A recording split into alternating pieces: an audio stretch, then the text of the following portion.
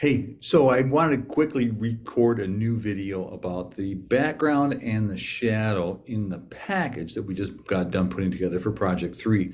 We've got a box kind of built, we've got it populated, we've got it in Photoshop. I'm going to share my screen and I'll show you what I'm talking about.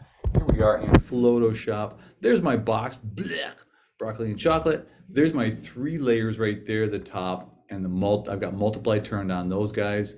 I've got my 4th layer, the box itself, underneath that, which, as I suggested, you can control the lighting on that. But what I want to do is put a background underneath this.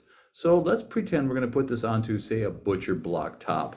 I'm going to go to the World Wide Interweb. I'm looking in here for images, butcher block, and if you put in texture, you tend to get flat surfaces. So butcher block texture, and then by the way, you probably know this, but if you go to tools and say, I only want large files, then it will give you large files only. Oh, cripe. Of course, now it's not going to do that. I'm going to go back to what I had before. So I had large before there.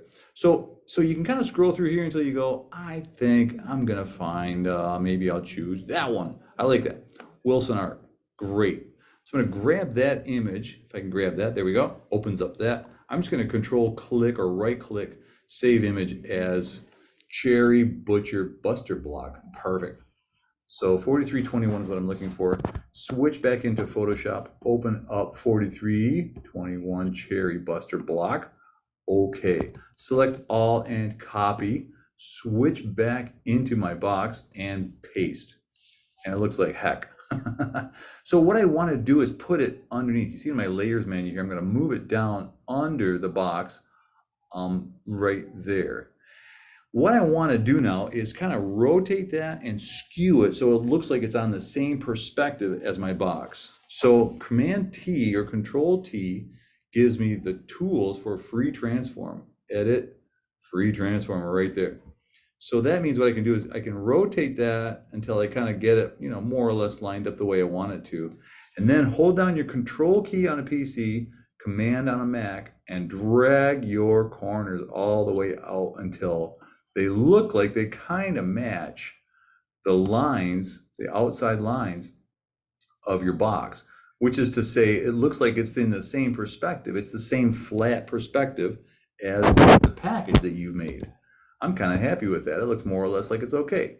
So that is where that belongs. I'm going to make a new layer and call it shadows. New layer, shadow, and say I'm going to put that in between the box and the countertop, which is right where you'd expect to find a shadow. I'm going to make that layer multiply. I'm going to use my polygonal lasso tool because it's kind of a box shape. It likes to draw rectilinear things.